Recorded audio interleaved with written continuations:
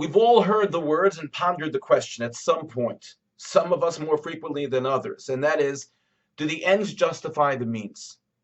And it seems in our parsha that we have a very clear answer. And what I'm referring to is the fact that Yaakov gave brachos, he gave blessings to his children, to his sons. And as he's getting to the second blessing, the first one was Reuven, and the second one was really Shimon and Levi together. And Yaakov chastises them, he rebukes them.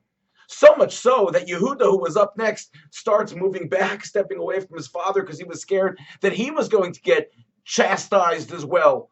And so Yaakov pulls him closer. But what was it that Yaakov said to Shimon and Levi? He says, Arur apam, cursed is your anger, because be'apam hargu ish, because through your anger you killed people, which really poses the question.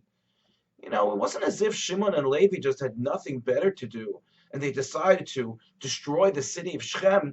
Shimon and Levi had good reason to be in a battle in Shechem. They were going to save their sister. They were going to save the dignity of the house of Yaakov. It was blasphemous what happened to Dinah. And so Shimon and Levi went and said, we have to save her, we have to bring her back, and anything that's in our way, we're just going to knock over in order to accomplish it. And ultimately, the ends justify the means, getting Dinah back. Yet, Yaakov Avinu says to them, Oror apam, cursed is your anger. Which, of course, as a side note, is very telling. That Yaakov didn't curse them, but he said, cursed is your anger. Recognize, look what happened with your anger. So all of us say, what do you mean? They did something which was justified. But Yaakov Avinu says, as Rabbi Naftali Mirupshitz explains, that even though they thought they were doing something l'shem shamayim, for the purpose of a good reason, for a good thing, to bring Dinah back home, nevertheless, Yaakov says, Orarapam, yeah, you might have had good intention, you might have had a desire to do something that was good, but you killed people, and it wasn't necessary.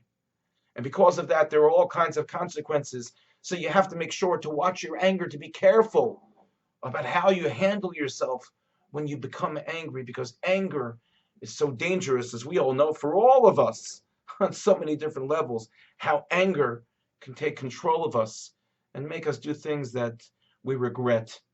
Ultimately, the answer is that the ends do not justify the means. And what a message to us in our world, in our communities, where so often we're faced with the challenges of people who don't act in a kosher way.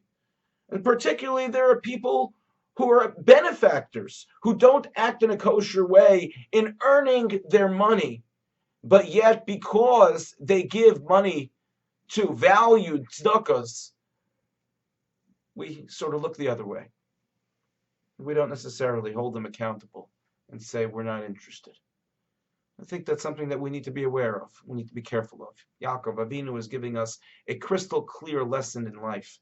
And I think it's important for us to be able to internalize it and to apply it to our communities, as difficult as it may be, to represent the wishes of Yaakov Avinu and the values of our Torah. Wishing everyone a good Shabbos.